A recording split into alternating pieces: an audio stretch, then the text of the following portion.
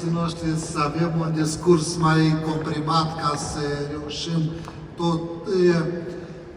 Am onoarea să conduc împreună cu niște oameni cunoscuți în domeniul lor un panel care tratează turismul medical ca un motor al ceea ce înseamnă creștere economică. Această ramură pe plan global înregistrează o creștere impresionantă în ultimii ani, cam 20% anual, iar nu pot să nu mă laud cu țărișoara mea mică, noi înregistrăm 25% anual. Chiar am calculat că turismul medical, fiind o ramură nouă în țara noastră, totuși raportat la populație, suntem micuți, suntem de 8 ori mai mari la nivel global, în sensul că numărul de turiști care vin la noi pentru servicii medicale este de 8 ori mai mare decât media globală, ținând cont cât de mici suntem noi. Aici sunt oameni care lucrează în domeniul politicilor, oameni în domeniul financiar, oameni care au experiență medicală vastă, experți internaționali care lucrează în acest domeniu.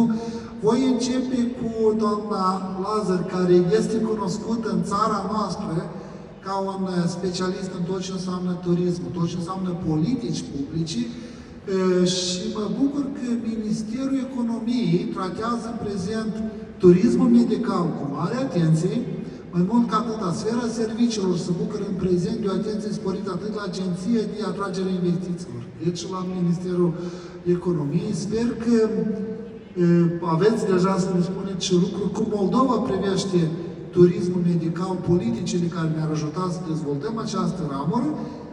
Un discurs care să fie util pentru noi toată lumea, deoarece turism medical nu este ceva doar în Moldova, o prioritate, dar este o prioritate în cele minimum 50 de țări care sunt astăzi prezenți aici. Doamna Lazar, un cunoscut economist în Republica Moldova, vă rog frumos ce aveți de spus. Mulțumesc foarte mult, domnule Ioniță. Cu permisiunea dumneavoastră o să îmi continui introducerea mea în engleză, din respectul pentru audiența noastră și pentru că turismul este internațional. Distinguished guests, dear friends, partners, it's really a great pleasure to be here on the stage and to welcome you in Moldova.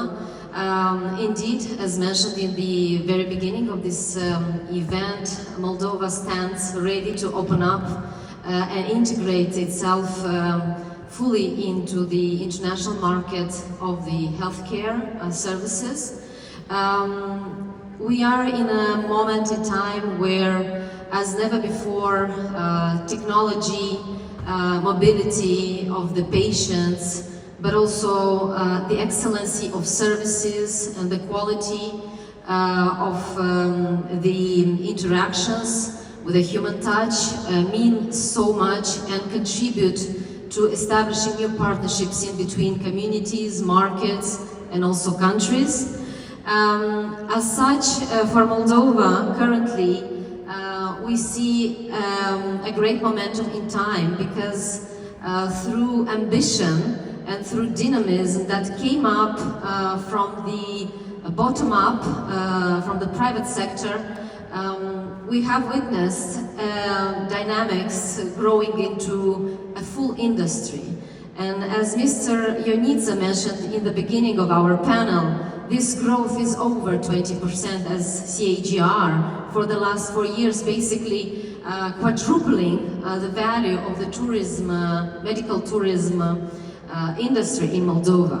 And beyond the figures that we have, and with the help with Mr. Ionita and Idis Viitor, we also went beyond just the official statistics. The contribution to the local economy goes over 64 million euros and contribute to more than 200 million around in cross-cutting sectors.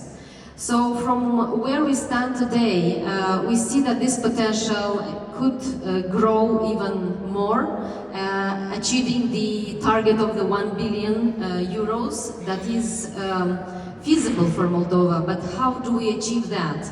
I believe the hosting of the Global Healthcare Tourism Forum in Moldova is one of those meaningful steps, because we started talking about the medical tourism just 2 years ago. And this came, as I mentioned, from the bottom up, from the Medical Tourism Association, and you, those clinics, private hospitals, partners from international markets. And I had a great pleasure to listen to Dr. Palmer today because what he has put on the screen is actually one strategic roadmap for how can we achieve those 1 billion target in terms of economic growth for the healthcare tourism sector.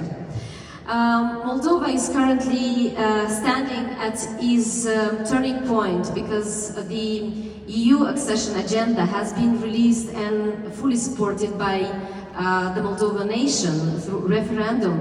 And as part of this process, the full harmonization with EU standards contributes to that credibility, desire and higher standards that we heard in the very beginning. Also, as part of this EU accession agenda, Moldova is having a complex reform roadmap, which also includes a matrix of investment projects backed up with an envelope of 1.9 billion euros. So this is a great fund that will be used for building roads, building accessible infrastructure, but also for high-end flagship projects to stimulate entrepreneurship, technology, innovation, including for healthcare system. And I would like to mention one flagship project as we stand today, and we are ready to announce also opening up for investments. This is about the high-tech innovative park that is going to be opened for deep tech technologies, including healthcare technologies, including biotech, through partnerships in between universities, and Moldova is having one of the most effective and reputed universities, including for medical and pharmaceutical sciences, accommodating R&D, accommodating international partnerships. In the same time, the government, through its authorities, worked to establish other streams for funding. And I would like to thank also Ms. Leila, who shared from the great experiences that we look also a lot from EAU. And Moldova does and has in place a fund for startups and innovative businesses that could access programs in the Entrepreneurship Development Organization, or ODA, as well as guaranteeing accessible loans through the same ODA, and lately announced and approved by the government Innovation Fund with the Moldova IT Park. What else is needed for the sector? Usually the private sector asks for more deregulated, accessible and conducive regulation, and currently for the last years the government has passed 7 packages of deregulation and debureaucratization that save up money for the businesses, including foreign investors. And this is something that transforms also with digitalization, because the government to business services are currently over 2/3 of those services being digitalized, and our target goes to 100 by 2030. But what we heard today is about also the request for more standards and more credibility in terms of smart regulation. So I believe here it's another areas where through public-private dialogue together we can integrate Moldova into the market and the standards that could bring us more reputation. For the closing of my intervention, I would like to foster the need to better and more dynamic integration of Moldova to build the image, the country image. I believe for the last years this has become more visible on the European arena. Just yesterday we announced the first documentary about Moldova on Netflix. So there are things happening and we can do more. So, for the end, I would like to address also to local businesses and to the young entrepreneurs, putting in front the need for cross-sectoral collaboration and an international integration. And for this, I believe the policies for industrialization, the policies for entrepreneurship support is there for you to be in place and to absorb it for business growth that can transform in the wealth for our entire population. Mulțumim mult! Eu sugerez, fiindcă timp aveam puțin, întrebările vor fi la sfârșit, dar acum vă rog să pregătiți o întrebare pentru sfârșit. S-a vorbit și în primul panel și acum că o problemă care poate fi în turismul medical este cât de ușor pot veni pacienți într-o anumită țară. Partea bună a Moldovei este că majoritatea pacienților noștri vin fie din spațiul CSI unde nu au nevoie de vize, fie din Uniunea Europeană unde tot nu au nevoie de vize.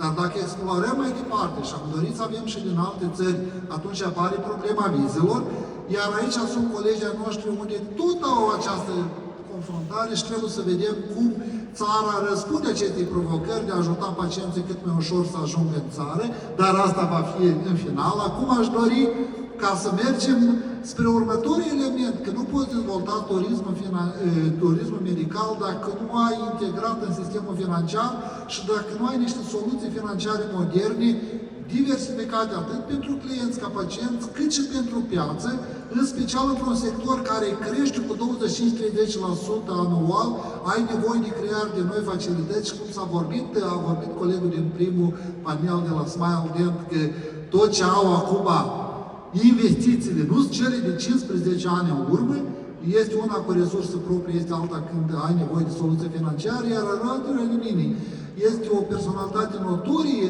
cel puțin la noi în Republică, dar nu doar la noi, a lucrat în câteva țări, în câteva bănci, și putem spune un specialist internațional, doamna Leona Stratan, mai mult ca atât a lucrează într-o bancă.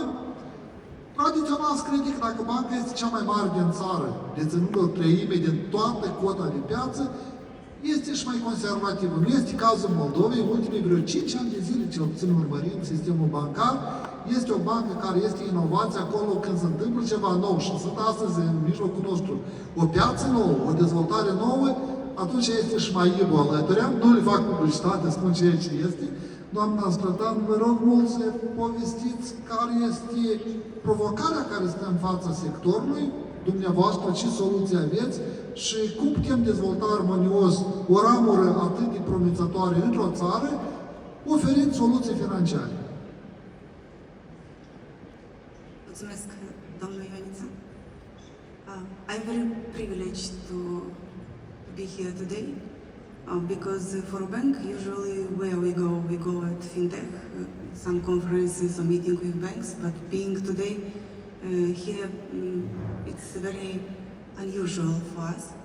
However, probably for our guests coming in Moldova, it's not very known, but health is one of the core, most important thing for us, for Moldovans. I think that from ancient time comes that when we say goodbye to somebody, we say health to you. So health is very important in the country as a whole. That's why hosting today in Moldova a health forum, it's very nice. Thank you very much for coming to Moldova, for all our guests. Now let's go to finance. When I was coming here, I was thinking, what do we have in common? What is in common with health and banking? And I again realized that human approach is connecting, in fact, businesses and sectors. And thank you, Dr. Claudia, for saying that customer experience, in fact, patient experience is one of the most important in our business. For us, it's the same. And I was very happy to see that among challenges you mentioned, never was payments there. This means that my colleagues from different countries and also in Moldova are doing their jobs well if payments and access to finance is not a big issue and it not comes through challenges. What we are doing here in Moldova and how our patients and clinics see financial sector helping. In fact, we understand that financial sectors of banks are a bridge between patients and clinics, and our approach is to make this payment as most possible flexible, secure, and trustworthy. In Moldova, we have a big sector of clinics in our portfolio. Around 2,000 customers already have fully covered the needs for post terminals and e-com. Coming to Moldova, all tourists or people around, if they have to make an advance payment or something else, all available instruments exist already. Still, we are looking for some solutions for customers coming to Moldova to be able to pay in the currency of the country they come. It's still an issue we solve for the moment, because for us it's very important that payments done in Moldova are very transparent and not hidden fees. That's why we are still working on what instrument could be brought in a way that customers pay in the currency of their country. Another important issue we think that for our customers, for patients, is how they found information about clinics. Today somebody told that usually they are looking around in the internet or consulting ChatGPT or other resources. In Moldova, we thought that this is an important issue, and we created in our mobile platform a special platform where all clinics available in Moldova could be found, our partners of course. This gives a good instrument for people having our mobile app to understand what is the clinic, what is the rating of the clinic, what is the website, what kind of services they have, and also to understand what kind of partnerships are possible. For example, discounts, or buy now, pay later, or something else. For clinics, on another side, also it was a very big challenge for us, what we can do for them to help. There are, of course, traditional processes when clinics are asking for post terminals or e-com, or when they need to see their payments. Recently, we launched, probably our customers in the room, they know about our merchant portal, where they can track all payments done by customers in order to understand that payment arrived, so a customer is expected to come and everything is cleaned up. However, we understand that there are sometimes a need for access to finance, especially when we speak about the most delicate or more specific projects. In Moldova, we have already several experiences when some of the clinics wanted an innovation project, and we supported them, even if the risk a little bit different. What I want to say that the most important in this relationship, in this bridge, is the customer, the patient, and the clinics are busy with the most important, with health. And banks are doing their job in such a way that they are not felt as a challenge, because all available instruments are there. Many thanks for the ending. If you can prepare for us a small answer, how to reduce the cost, financial cost, when we connect clients to some clinics, because we have exchange rate cost and we have also some commission, and how we can find modern solution, including now Moldova will become a member of European system of transfer. It can be a solution how to reduce the financial cost to our transactions. But if you permit it in the end of our panel, but now I want to move to our colleagues from Turkey.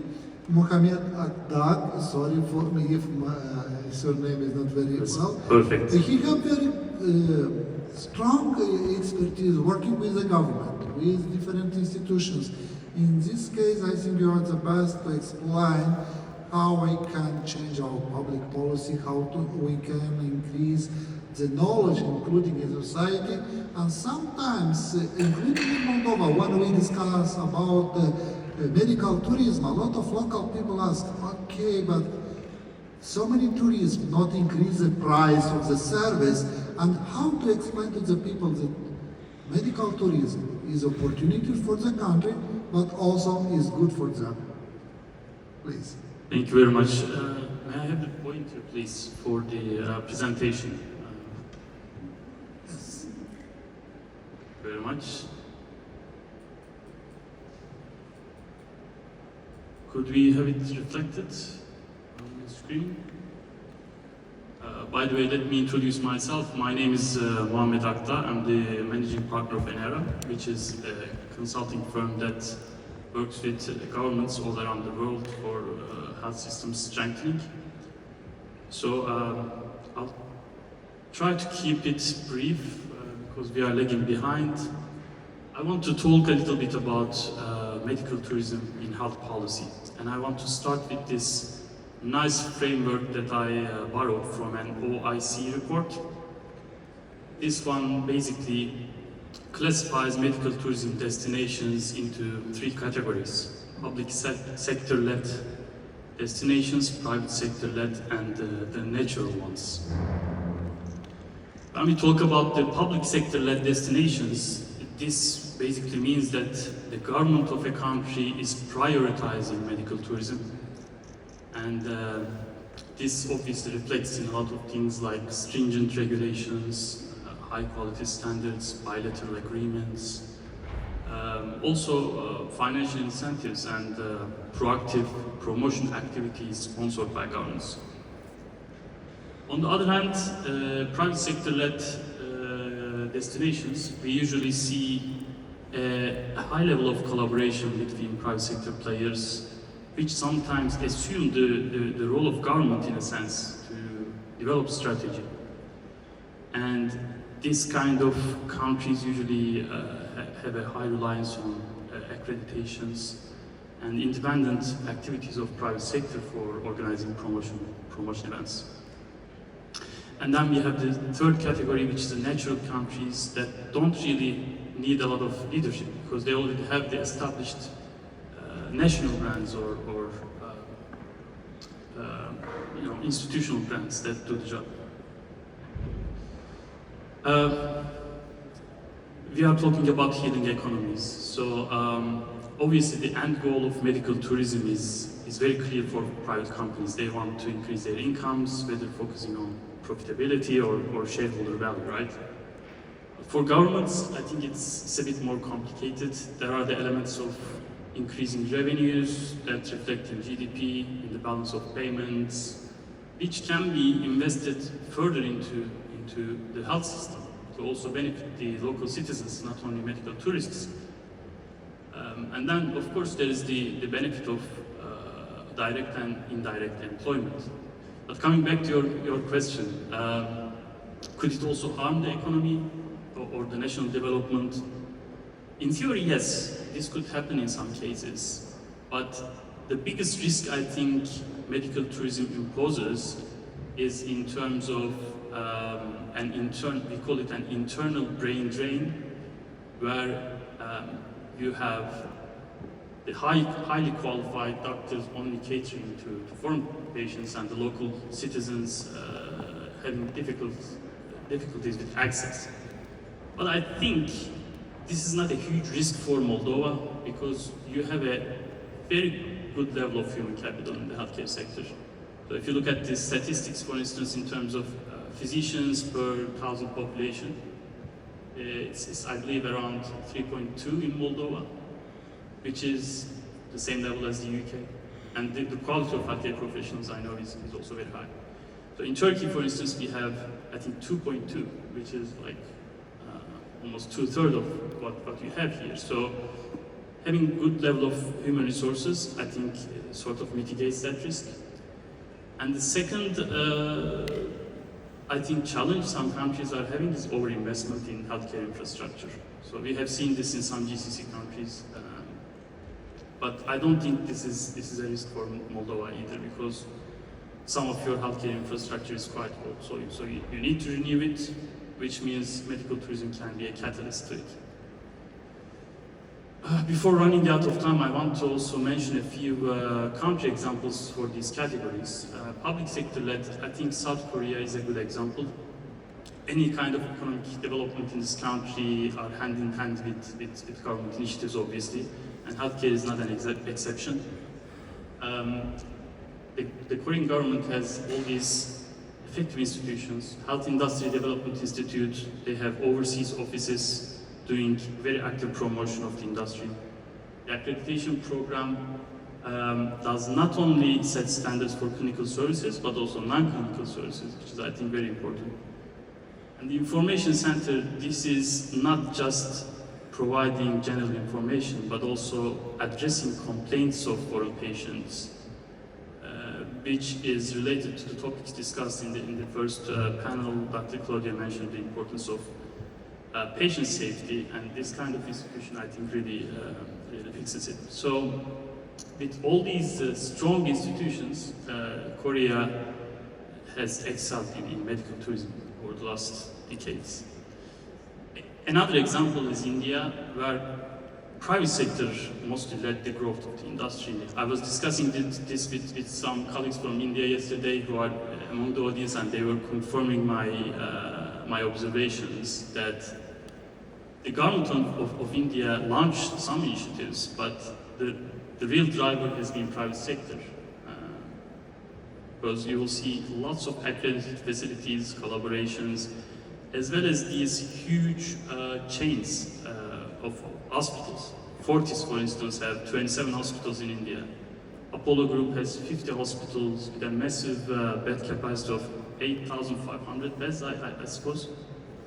And they are doing lots of collaborations abroad as well.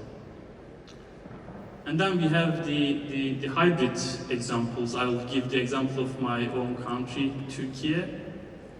The Turkish government has been very ambitious about developing and supporting medical tourism. You will see all these institutions under Ministry of Health, Ministry of Tourism, Ministry of Trade, the International Healthcare Services Corporation.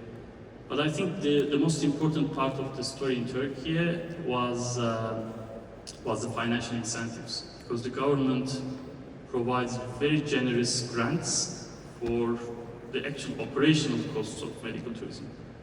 This is up to 70% subsidies for things like certification, training, even salaries of some non-clinical personnel, patient travels, part of the tickets of patients coming to Turkey.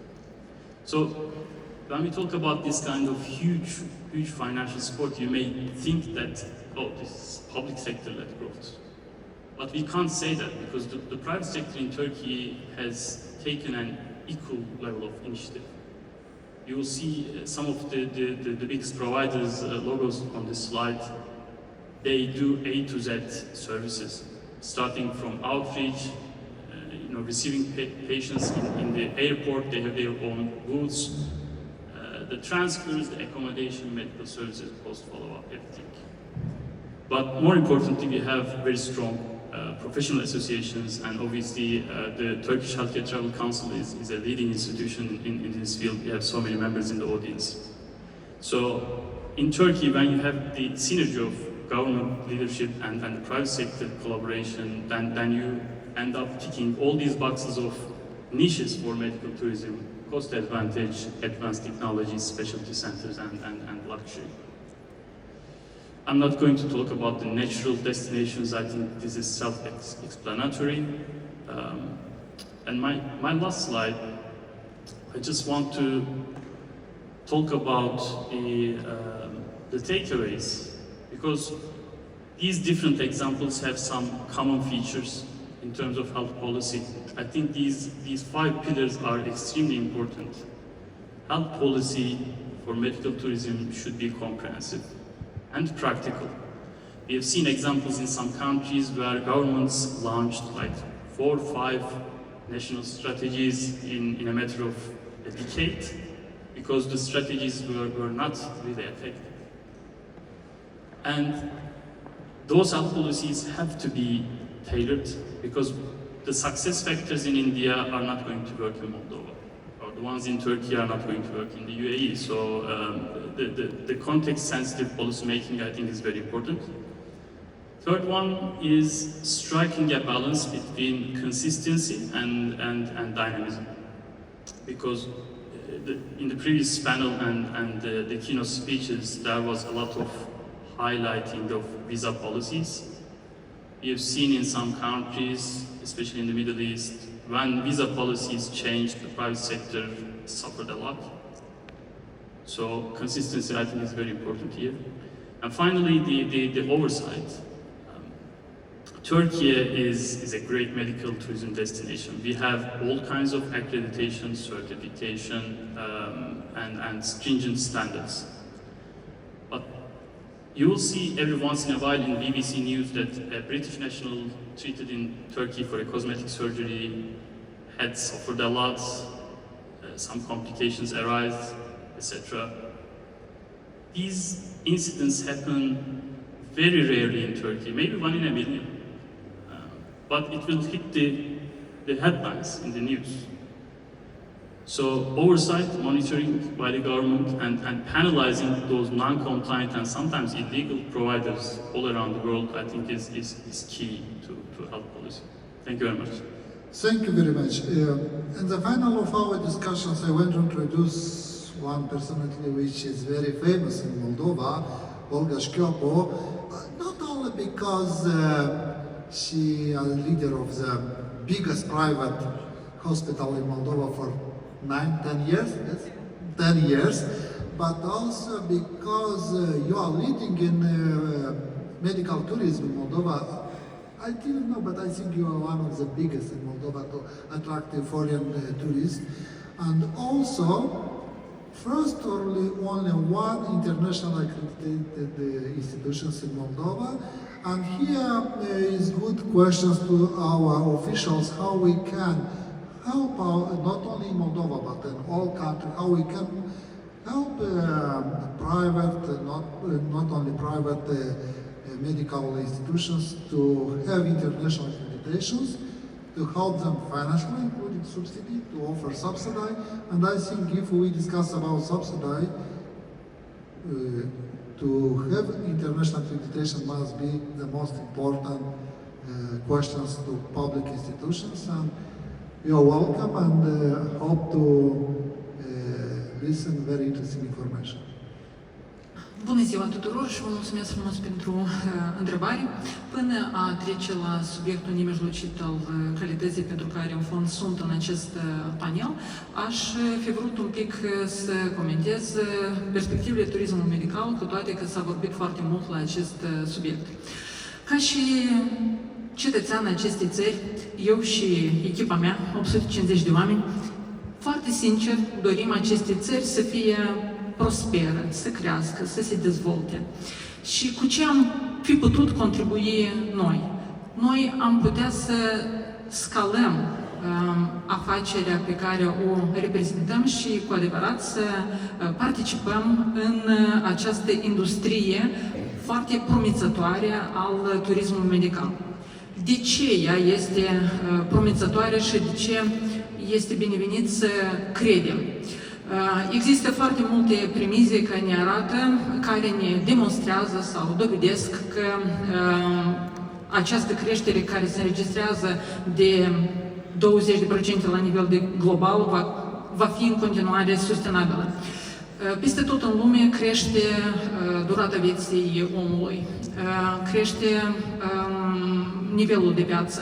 Creșterea nivelului de viață duce la un consum mai sporit, inclusiv consum de servicii de sănătate. Oamenii vor să se simtă bine și funcționali la orice vârstă, vor să arate bine și este o dorință firească. Pe de altă parte, există o presiune mare sau o insuficiență mare a resurselor umane în sănătate, fiindcă pentru generațiile care vin să faci medicină nu este cea mai populară profesie. Respectiv, acele țări care se vor orienta și vor face turismul medical strategie de țară vor beneficia. Se așteaptă ca piața turismului medical să ajungă la 80 miliarde de dolari în următorii 5 ani. Dacă proiectăm sau ne gândim la un 0,5, la 1% din această sumă, deja reprezintă o valoare foarte mare și importantă pentru țara noastră. Cât ține despre dezvoltarea turismul medical din perspectiva unui prestator de servicii, pot să vă zic că am avut mai multe experiențe. La început am încercat să vindem de serviciile care credeam că sunt suficient de bune și nu neapărat să potrivit piețelor în care am dorit să mergem, fiindcă este absolut necesar inițial să cercetez care este cererea în piață pentru care să pregătești oferta. Și ce este cerut în piață? În piață se cere foarte multă medicină estetică, se cere medicină dentară, se cere servicii de reproducere umană asistată, operații sau intervenții cu tehnologii foarte avansate și devine din ce în ce mai popular segmentul de wellness, reabilitare și recuperare, pentru care eu cred că este o perspectivă extraordinar de bună în Republica Moldova. Extraordinar de bună. Și acum, ce contează din perspectiva unui prestator medical în formarea, crearea strategiei sale, cum se poziționează în piața turismului medical. Indiscutabil, este nevoie să corespunzi la standarde internaționale de calitate. Deci, antevorbitorul meu a prezentat istoriile de succes a mai multor țări, cum ar fi Coreea de Sud, Turcia, deci de fiecare dată a figurat în slide-uri acreditarea internațională și cel mai des a figurat denumirea acreditării John Commission International. Păi și spitalul pe care îl reprezint, MedPark, este deținătorul acestei acreditări, cele mai valoroase acreditări în sănătate la nivel mondial, deci e golden medal, cum se zice, pentru sănătate. Și pot să vă zic ce aduce, ce beneficii aduce atât pacientului cât și prestatorului. Pacientul, desigur, pacientului sau potențialul pacient este foarte complicat să explici ce înseamnă un standard de sănătate. El trebuie să-l simtă. Și ce simte pacientul? Pacientul simte că se lucrează în unison, că procesele merg fără întrerupere, că experiența sa de pacient este una la nivel înalt. Se oferă grijă atât până la procedură, cât și după procedură. Deci, pacientul trebuie să implementarea standardelor de calitate într-o instituție medicală oferă pacientului o experiență seamless din toate punctele de vedere, atât medicală, cât și emoțională. Din perspectiva prestatorului de servicii, de a implementa setul de standarde înseamnă foarte mult. Deci este scăderea riscului de complicații și asta este foarte important pentru businessul medical. Predictibilitatea rezultatelor, transparența datelor, deci control asupra proceselor interne, deci o multitudine de beneficii care oferă implementarea setului de standarde. Când vorbim de certificări, nu este vorba de un document care îl obținem și îl punem frumos pe perete și arată bine. Deci este vorba despre un lucru continuu și neîntrerupt de măsurători interne, cum lucrează standardele la tine în clinică și plus auditul care îl efectuezi de sine stătător în calitate de întreprindere, susții și examene internaționale în fiecare 3 ani de zile, bună oară, cum ar fi pentru Joint Commission International. Deci, calitatea se măsoară. Ăsta este mesajul meu de bază. Și se măsoară nu doar pe intern, dar și de către o organizație terță. Cu cât mai recunoscută în lume și unanim acceptată este această organizație terță, cu atât mai simplu este accesul prestatorului de servicii în piața turismului medical. Și doar ultimul moment aș vrea să punctez exemplul Turciei, care susține foarte mult instituțiile medicale private în obținerea acestor certificări. Este important, fiindcă sunt costuri importante, vorbim de sute de mii de dolari, și suportul pentru formarea specialiștilor. Pregătindu-mă de această conferință, am dat de următoarea statistică, că în Turcia, la momentul de datele anului 24, 35% din toți doctorii din Turcia au beneficiat de traininguri și observership-uri în afară, de durată de 1 sau 2 ani și presupun că în mare parte aceste educații sunt susținute la nivel de țară, ceea ce o face foarte competitivă și probabil lider în domeniu. Mulțumesc! Mulțumesc. Da, într-adevăr, și legislația noastră prevede o posibilitate de 2% din fondul de salarizare pentru pregătire la locul de muncă, dar aceasta ar fi important ca în politicile publice de susținere a turismului medical să existe și suport adițional, iar în primul rând, într-adevăr, ceea ce înseamnă certificare internațională, dacă sunt întrebări din sală, ei vor avea prioritate, iar dumneavoastră veți putea pe final să ne spuneți din perspectiva unui turist medical străin ce înseamnă calitatea, cum o simt el și cum reușiți să-l impresionați, în sens să-l convingeți ca ceea ce avea el în vedere sub calitate se întâmplă și doi, dacă într-adevăr ajută această certificare internațională, știu că răspunsul este da, ajută, dacă ne veți putea vă da o impresie din experiența prin care ați fost până și după certificare, cum aceasta are un impact asupra atragerii de pacienți de peste hotare. Am să rog, dacă sunt întrebări din sală, am să rog să ridicați mâna ca să vedem, da, este o întrebare acolo, iar apoi colegii să răspundă și la ceea ce am întrebat eu pe parcursul panelului. Da, vă rog mult. Bună ziua, mă numesc Victoria, sunt fondatoarea companiei de turism medical în Moldova. Și am așa o întrebare. Cu ce guvernul poate să ne ajute pe noi, pe o companie nouă care abia este în așa un drum spre ceva nou? Integra serviciile, pachetul unic. Deci ceea ce faceți dumneavoastră este un pachet unic. Medicină plus transport plus, deci privim pacientul ca client. Deci el nu este pacient, el este client. Da. Pentru noi este client, dar pentru clinici va fi pacient. Da. Cu ce guvernul poate să ne ajute pe noi? Sau, mai corect, cam care ar fi perspectiva să ajute viitor? Da, mersi. Da. Ne bucură faptul că există asemenea startup-uri în domeniul turismului medical și aceasta confirmă dinamica pozitivă. Spuneam în intervenția mea că programele ODA reprezintă astăzi acel meniu de asistență tehnică integrată cu granturi directe, dar și cu un set de programe de instruire și în plus accesul la finanțare, inclusiv prin intermediul instituțiilor financiare, prin programul 373, de exemplu, care permit accesarea acestor împrumuturi adiționale.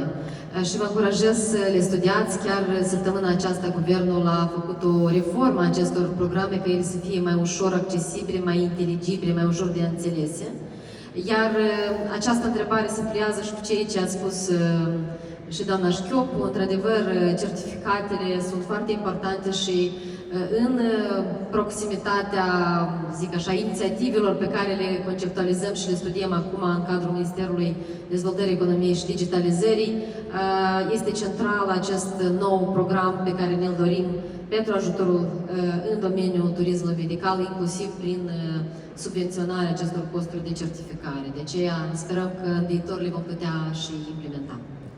Eu doar voi adăuga, nefiind reprezentantul Guvernului, ceea ce știm din discuțiile care avem cu mediul de afaceri, la noi finanțările se dau în Republica Moldova acum mai intens, dar cei care obțin certificate, nu știu în domeniul medicinii, dar în domeniul standardelor, cum spun cei de la ODA, trec fără rând. Deci certificarea a devenit deja o prioritate și sper că conferința de astăzi va fi un imbold în plus ca și certificările în domeniul medical să devină o prioritate fără rând să meargă toți. Dacă mai sunt întrebări în sală, eu văd acolo, da, o mână ridicată, cer scuze, lumina bate drept la noi, așa că dacă cineva nu vă spuneți, este acolo microfonul, da. This is Dr. Mohammed Saleh from Gulf Gate Medical Tourism, Kingdom of Bahrain. Thank you very much for this panelist discussion. My question is to Mohammed. You know, there is always difficult, or one of the core problem in adopting any policy is the conflict between the potential economic benefits of medical tourism and at the same time the well-being or the healthcare system locally.